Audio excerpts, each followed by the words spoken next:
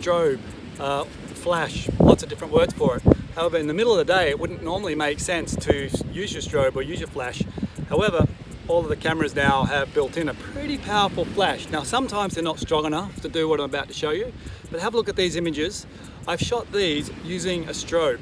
So that means that late in the day is normally when I would use it, very late in the day, when the sun is beginning to set or in a low position, and you see all these beautiful effects going on behind your subject, but your subject becomes dark and moody. What you want to do is you turn the flash on.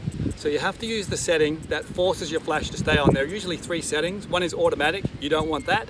One is off, you don't want that. You want it on. That is your flash indicator on.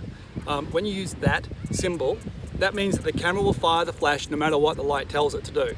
So you may find you have to get quite close to achieve the effect of some of these photographs. However, it's a really effective way of keeping beautiful backgrounds, but also keeping your subject. Great for sunsets. So this is more of a pro tip for anyone that's seriously getting into photography, whether you're doing weddings, whether you're doing fashion, whether you're doing beauty, and how to properly use strobe with the sunset. Now, most of my experience using strobe really come from experimenting. And you can use either a strobe that, just a simple TTL, which is a strobe that goes on your camera. You can use a massive strobe, I've done both. But trick is really to try it. So you've got the benefit of a screen and deleting images. So I pick a setting that usually is, I call it about 2 stops under what the background's telling me. So if I take a light reading and it tells me the light's 5,000, I'll then stop down by about 2 stops. You can just underexpose by a couple of stops. However, this is entirely a visual thing.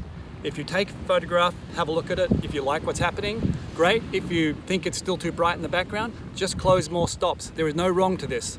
It's about seeing what you like and remembering that pro cameras have a sync speed, meaning there's only so fast that they can shoot strobe. And a lot of cameras is between 200 and 250. However, once you reach that, just do it by f-stops. Take your f-stops way down. So these are some examples of using strobe in an extreme lighting situation, and anyone can achieve this with a simple strobe on the camera or a large system. So thanks for letting me share the tips of what I would call an uneducated person who just happens to love photography and has learned a lot along the way. As we go forward, these tips and tricks are going to become more sophisticated, more detailed. The questions you've been sending are terrific, but you're going to find as we go forward, there are similarities in the lighting and the techniques and the things we do across all the genres, whether it be portraits, lingerie, landscapes, how you direct your model, how you control your light. I have been really grateful for all the questions that you've sent. I know there's a great appetite out there for more detailed information. I look forward to sharing the next round of tips and tricks. So thanks for joining me this month. I look forward to seeing you next month.